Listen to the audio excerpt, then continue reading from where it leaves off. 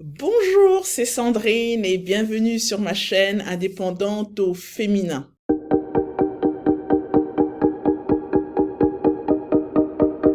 Alors, pour ceux qui ne le savent pas, je propose des prestations de ménage et de conciergerie pour des propriétaires qui font de la location courte durée. Voilà. Donc, pour le thème d'aujourd'hui, en fait, je me suis posé la question, si tu devais conseiller une de tes sœurs ou un de tes frères qui souhaite se lancer dans une activité, dans un business, quel conseil tu lui donnerais? Alors donc, dans cette vidéo, je vais vous donner les conseils que moi, je donnerais en tant que grande sœur à un de mes frères voilà, à un ami. On y va.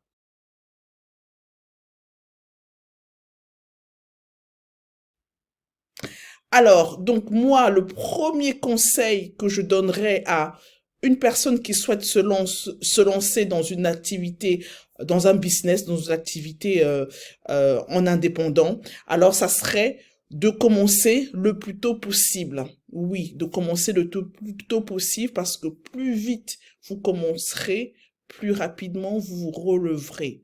Et si un jeune veut se lancer, je conseille vivement qu'il se lance tout de suite, qu'il ne procrastine pas, qu'il établisse son plan et qu'il se lance. Parce que quand on est jeune, on est plein de ressources, on a vraiment, euh, on n'a pas d'engagement familial, on n'est pas marié ou on n'est pas en couple, ou même si on est marié, on est en couple. Voilà, ça peut être de relations légères.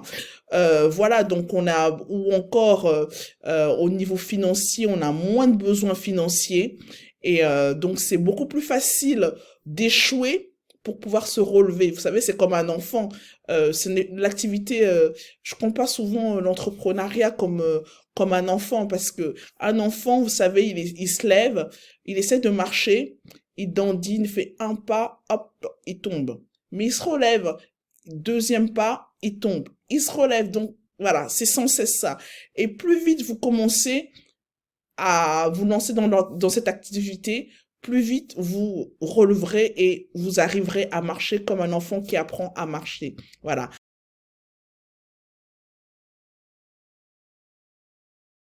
Ensuite, le deuxième conseil que je donnerais pour une personne qui souhaite se lancer dans une activité, c'est d'avoir l'adhésion de votre famille. Voilà. Donc là, c'est le cas. Là, ça s'intéresse plus particulièrement aux personnes qui ont un conjoint. Voilà, que vous soyez, voilà, que vous êtes en couple, vous avez un conjoint, vous avez une famille, des enfants. En fait, il faut vraiment savoir que avant de vous lancer, parlez-en à votre conjoint, que ça soit femme ou homme.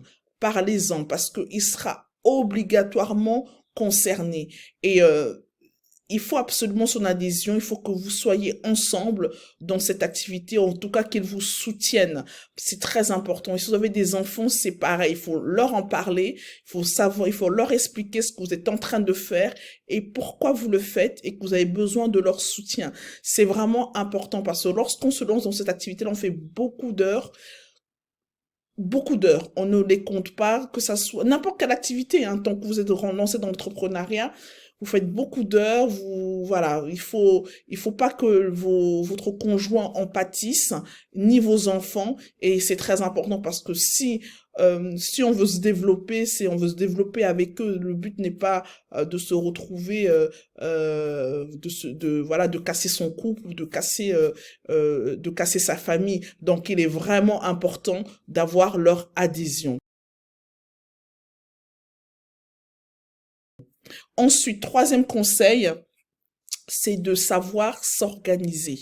Parce que toujours pareil, hein, quand vous êtes en couple ou vous avez des enfants, il est vraiment fondamental de savoir s'organiser. Parce que vous avez, dans mon cas, je suis une femme, je suis une mère, donc en tant que femme, je dois m'occuper de mon foyer, des enfants, voilà. Donc il faut pas que votre activité ne vous permette plus de faire à manger à la maison, de vous occuper de votre mari, d'avoir des moments câlins, voilà, de vraiment, de s'occuper de ses enfants et de penser avoir en fait, de tellement bien s'organiser que vous devez avoir un temps à consacrer à l'éducation de vos enfants. Voilà, suivre leurs devoirs au quotidien. Vraiment, c'est pas parce que vous êtes dans un business que vous devez vraiment tout balader. Parce que, clairement, vous le regretterez. Donc, il faut vraiment continuer à suivre vos enfants.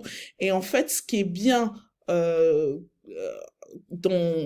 vous êtes en entrepreneuriat, enfin moi c'est l'aspect que je trouve vraiment bien et qui me fait continuer dans l'entrepreneuriat, c'est vraiment parce qu'en fait on a une latitude de temps, on est libre de son temps, de l'organiser. On n'a pas, il n'y a pas une imposition que le patron va nous dire, voilà, vous devez être présent de telle heure, de 9 heures à 17 heures, de 6 heures à... Voilà. Donc, vous êtes vraiment libre de vous organiser. Et ça, vraiment, je trouve que c'est un réel plus. Parce que vous avez le temps d'aller faire vos courses à des heures creuses. Ah, voilà. Vous n'allez pas faire vos courses le samedi comme tout le monde, vous allez passer 2 heures dans les magasins. Non, vous allez choisir des jours en semaine pour faire vos achats. Vous voyez? Donc, ce que je trouve bien aussi, c'est que au niveau des activités extra-scolaires de vos enfants, par exemple, s'ils font les emmener au conservatoire, donc c'est soit le matin, peut-être le mercredi, le mercredi ils ont cours le matin, ou c'est l'après-midi, vous voyez. Quand vous êtes salarié, c'est très compliqué de pouvoir les emmener à ce genre d'activité, ou lorsqu'ils ont des activités sportives, le foot, la natation, la gym, voilà. Donc en tant qu'entrepreneur, vous pouvez vraiment vous organiser. Et ça, je trouve que vraiment, c'est un plus. Et ça, franchement, c'est ce que j'apprécie beaucoup dans cette activité, parce que contrairement aux idées reçues, à ce qu'on pourrait croire, hein, on bosse beaucoup, mais on peut vraiment s'organiser. Et les enfants ne doivent pas en pâtir parce que c'est notre avenir et monsieur ou madame ne doit pas en pâtir non plus. Donc voilà, donc ça me permet de m'organiser, de préparer mes plats à des moments, voilà, soit le matin, soit l'après-midi, je prépare mes plats, je les mets au réfrigérateur, certains au congélateur, j'anticipe, vous voyez, donc je peux m'organiser. Alors qu'en tant que salarié, ben, vous pouvez pas commencer soit vous le faites le soir, bon, en général vous êtes fatigué, vous devez suivre les enfants, ou soit vous le faites le week-end, voilà, mais bon, il y a des week-ends où on a vraiment envie de décompresser, hein, et voilà, et on n'a pas forcément envie de passer que ces week-ends à cuisiner pour toute la semaine et tout, et donc là, ça permet en fait en tant qu'entrepreneur de gérer son temps. Donc ça, c'est vraiment un point très positif, mais il faut savoir bien gérer son temps et son emploi du temps.